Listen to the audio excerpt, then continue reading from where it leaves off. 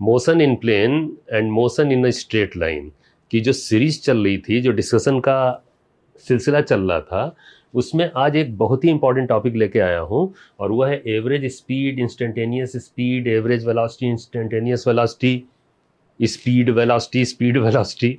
ये है क्या बेसिकली? ये चार चार जो टर्म्स लिखे हुए हैं, 4 टर्म्स, इनमें फ़र्क क्या है, ये है क्या? बड़ा इंपॉर्टेंस रखते हैं और कन्फ्यूज़न भी होता है। तो मैं आज इस डिस्कशन में ये स्पष्ट रूप से आपको दिखा दूंगा कि ये है क्या बेसिकली। समझिए, डिस्कस करना शुरू करता हूँ। देखिए, बहुत अच्छे एग्जाम्पल के ज़रिए देखिए। लेकिन सबसे पहले जो एक तरीका है मेरा, कि मैं दिखा देता हूँ कि ये जो भी कुछ मैं डिस्कस करने जा रहा हूँ वो सिलेबस में कहाँ पे मौजूद है। एनसीईआरटी की बात करें या जेई मेन की बात करें, एंट्रेंस एग्जामिनेशन की, या नीट यूजी की बात करें, तो मैं दिखा देता हूँ आपको। जो डिस्कशन का विषय इस समय है हमारा, उसमें चैप्टर 2 में ये जो इंस्टेंटेनियस वेलोसिटी एंड स्पीड है ना, ये डिस्कशन का विषय है। यहाँ पे सिर्फ लिखा हुआ इंस्टेंटेनियस वेलोसिटी एंड स्पीड, जबकि आपने देखा था कि ये जो मैं डिस्कशन करने जा रहा हूँ इसमें एवरेज का भी नाम है ना।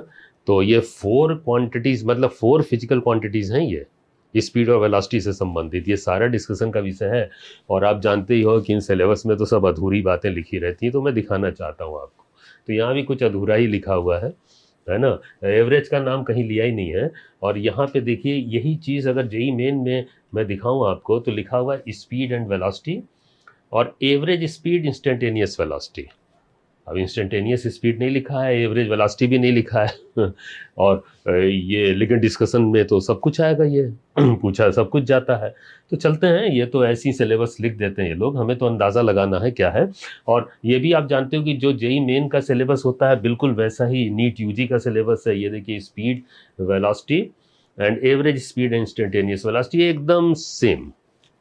ये पहले भी बता चुका हूँ, ठीक है। खैर, तो हमने ये आपको बता दिया कि ये सिलेबस में कहाँ एग्जिस्ट कर रहा है। और अब डिस्कस मैं करने जा रहा हूँ सबसे पहले average speed and instantaneous speed, बहुत प्रैक्टिकल तरीके से।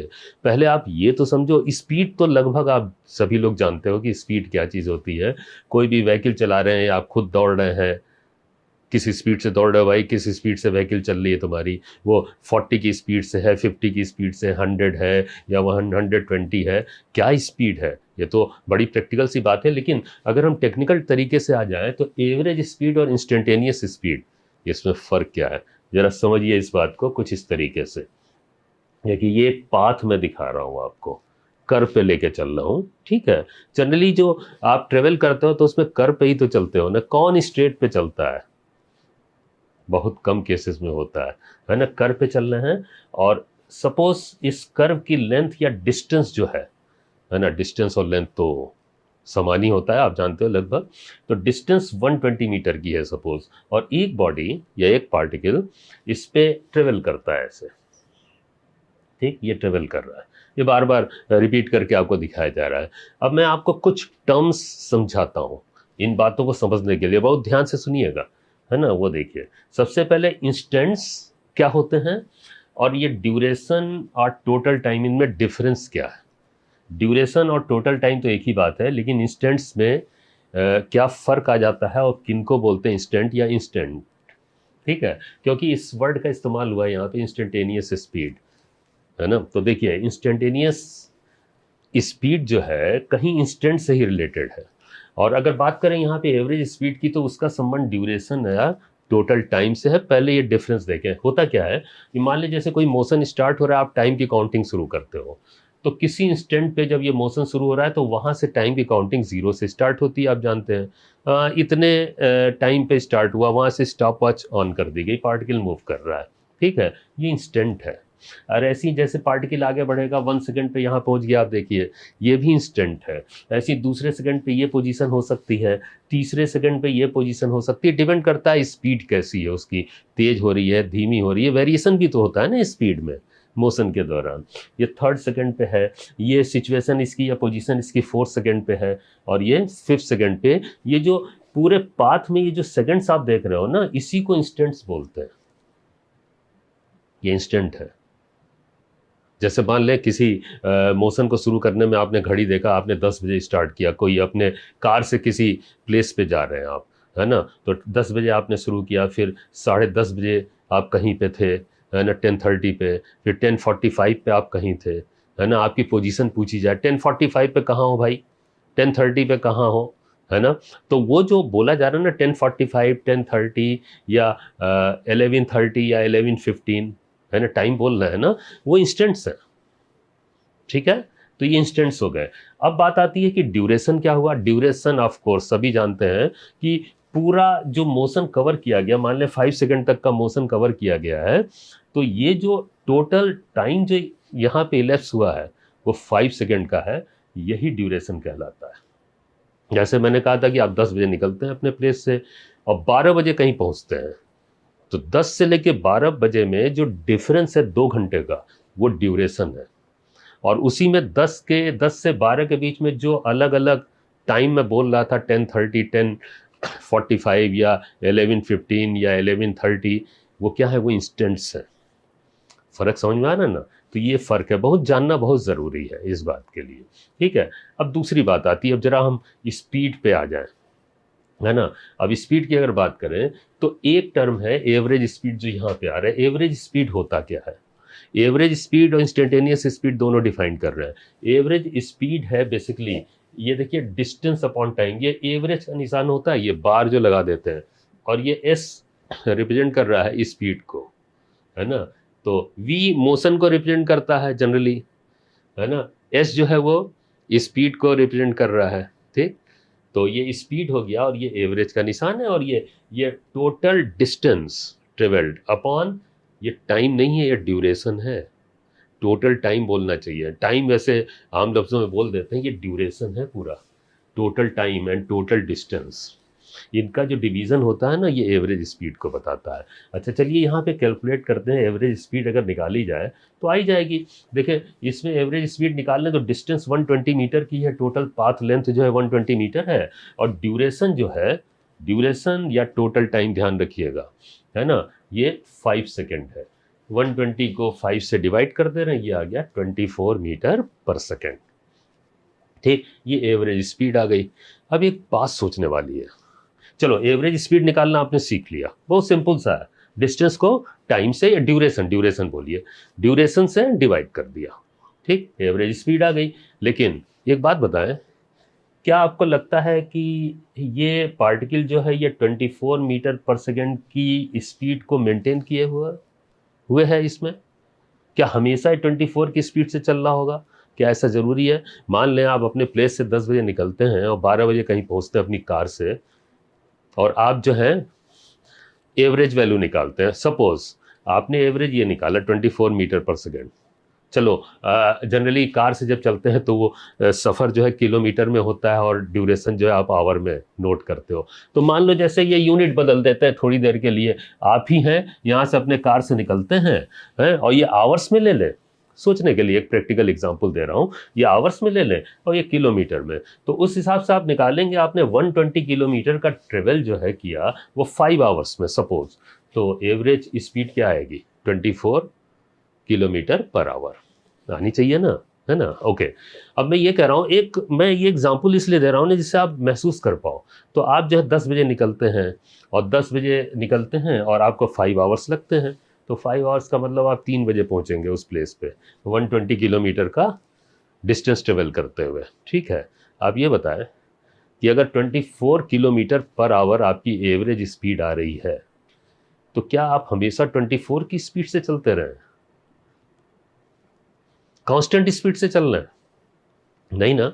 आप जानते हो कि रास्ते में ट्रैफिक होता है, स्पीड कम हो जाती है, फिर खाली सड़क मिलती है तो स्पीड बढ़ जाती है ना। कभी ढाबा मिलता है तो आप रुक भी जाते हो उस पर, है कि नहीं यार, लंबा सफ़र है, आपको रुकना तो होगा ही कहीं ना कहीं, है ना। तो देखिए वेरिएशन होता है ना स्पीड में, वो कौन सी स्पीड है और ये कौन सी स्पीड है। जैसे मान लें स्पीड सपोज यहाँ पे मैं लिखता हूँ, ये देखिए, जैसे शुरुआत तो 0 से होगा, है ना। मान लें 20 की स्पीड है, यहाँ पे 60 की स्पीड है। अब आप चल रहे हो तो ये स्पीड तो होगी ना आपकी, कहीं 20 होगी, कहीं 60 होगी, कहीं 100 भी हो सकती है, स्पीड आपने बढ़ा दिया। फिर कहीं ट्रैफिक आ गया तो फिर स्पीड आपकी कम हो गई, 40 हो गई। फिर आप रुकोगे तो रुकने लगोगे तो स्पीड बहुत कम हो जाएगी, 10 की स्पीड हो गई। यस, मैं कह रहा हूं कि ये स्पीड में वेरिएशन है पूरे मोशन में। तो फिर वो कौन सी स्पीड है 24? 24 बेसिकली एक्चुअल स्पीड नहीं है।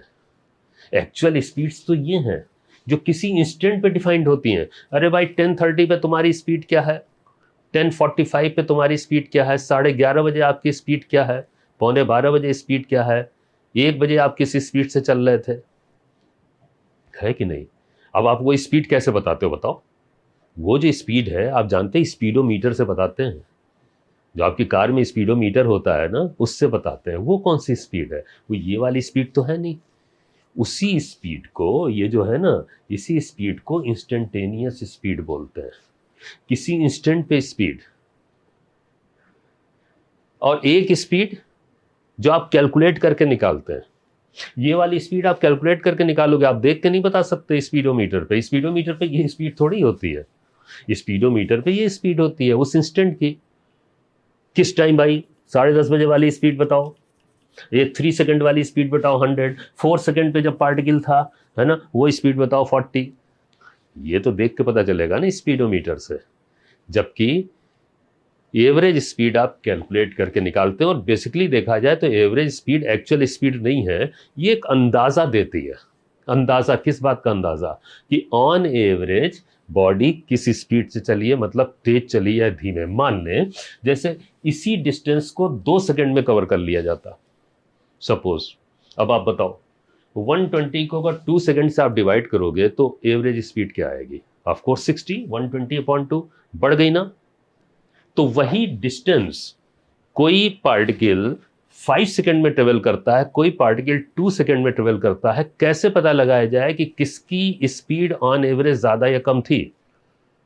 तो वो बेसिकली एवरेज स्पीड से पता चलता है। उससे एक अंदाजा लगता है कि ये पार्टिकल जो है ज़्यादा तेज चला है, ये पार्टिकल धीमे चल रहा है। जैसे मान लें उसी डेस्टिनेशन के को ट्रेवल करने के दौरान आपके साथ आपका एक दोस्त और होता है, वो अपनी कार से चल रहा होता। तो आप जब वहाँ पहुँच रहे हैं तो आपको 5 आवर्स लग रहे हैं पहुँचने में, इस डिस्टेंस को ट्रेवल करने में, और वो 2 घंटे में पहुँच जाता है। तो आप क्या कहोगे? यार कितनी तेज इस गाड़ी चलाते हो यार, बड़ा डेंजरस है। कितनी तेज चलाते हो, 2 घंटे में पहुँच गए तुम। अब 2 घंटे में पहुंचने में मतलब उसका जब एवरेज आपने निकाला तो एवरेज स्पीड क्या होगी? उसकी ज्यादा आएगी ना। एक अंदाजा लगता है। जबकि इंस्टेंटेनियस की बात करें हम, तो हो सकता है कि जिस दौरान वो आप रुके हो तो वो चल रहा हो सकता है कि किसी दौरान वो रुका हो तो आप चल रहे हो। वो अपने तरीके से चल रहा है, आप अपने तरीके से चल रहे हैं। उसको कहीं ट्रैफिक मिलता है, आपको ट्रैफिक नहीं मिलता है, तो आपकी स्पीड ज़्यादा होगी। तो अगर इंस्टेंटेनियस स्पीड हम कंपेयर करेंगे तो उससे नहीं पता चलेगा कि कौन ज़्यादा स्पीड पे कौन सा कम स्पीड पे। पूरे मोशन के दौरान कौन ऑन एवरेज जनरली ज़्यादा स्पीड से चला है या जनरली कम स्पीड पे चला है, ये सिर्फ एवरेज स्पीड से पता चलता है। और एवरेज स्पीड के लिए ज़रूरी है कि वहाँ पे पहुँचा जाए और ड्यूरेशन रिकॉर्ड किया जाए। ये ड्यूरेशन रिकॉर्ड करेंगे तभी तो होगा। तो फर्क आपको समझ में आ रहा है एवरेज स्पीड और इंस्टेंटेनियस स्पीड्स में? हाँ, ये जानना बहुत ज़रूरी था। ठीक है, अब आती है बात कि एवरेज स्पीड कैसे निकाला जाए। तो ये तो बहुत आसान हो गया। और इंस्टेंटेनियस स्पीड कैसे कैलकुलेट किया जाए? भाई ये तो मैंने कहा कि स्पीडोमीटर जो लगा होता है कार में, ऐसे आप देख रहे हो गाड़ी में, इससे इंस्टेंटेनियस स्पीड पता चलती है, स्पीडोमीटर है। ठीक है, लेकिन अगर इसे कैलकुलेट करना हो तो क्या किया जाए? भाई कैलकुलेट करने में कुछ इस तरीके की बात होगी, ध्यान दीजिएगा कि जिस इंस्टेंट पे हमें स्पीड निकालनी है तो सिर्फ वहीं की बात करनी होगी, पूरा मोशन नहीं देखना होगा। जैसे मान लें इस स्पीड को निकालना है, कौन सी स्पीड है इंस्टेंट, हम ये वाला रिकॉर्ड करते हैं। मान लें सेकंड पे, मतलब 2 सेकंड पे बॉडी की स्पीड क्या थी सपोज, अगर हमें निकालना है तो हमें बाकी से मतलब ही नहीं है, हमें तो यहाँ का निकालना है ना, क्योंकि ये तो वेरिएशन में चल रहा है ना। पूरा अगर आप निकालोगे तो एवरेज आ जाएगा, और किसी पर्टिकुलर पोजीशन पे निकालना है, यहाँ पे निकालना है तो यहीं की बात करें, यहाँ का निकालना है तो यहीं की बात करें। अब यहाँ का अगर मान लें इसी इंस्टेंट पे हम निकालना चाहते हैं स्पीड, तो इसी जगह की बात करने का जाने क्या मतलब है? जानते हैं क्या मतलब है? हमें यहीं की डिस्टेंस लेनी पड़ेगी और यहीं का ड्यूरेशन लेना पड़ेगा। और यहीं का लेने का मतलब क्या है कि बहुत बड़ा मत लीजिएगा, नहीं तो कवरेज और का भी हो जाएगा। यहीं का लेने का मतलब है कि एक छोटा सा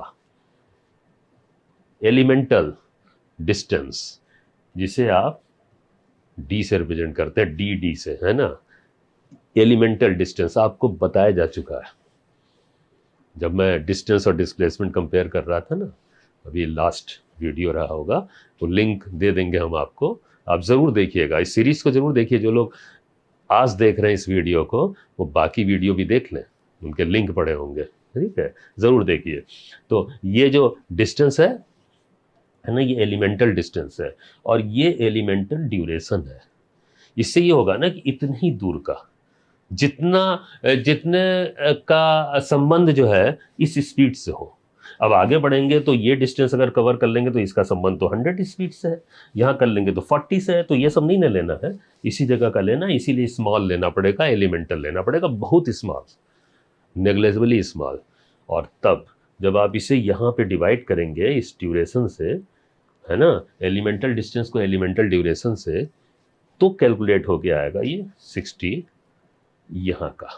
ऐसी इसी जगह का एलिमेंटल लेना पड़ेगा आपको, तो यहाँ की स्पीड आएगी। ये इंस्टेंटेनियस स्पीड निकालने का तरीका, लेकिन ध्यान रखिएगा ये सीधे सीधे कैलकुलेट नहीं होता, एलिमेंटल वैल्यू तो सीधे नाप ही नहीं सकते आप। तो कैसे होता है?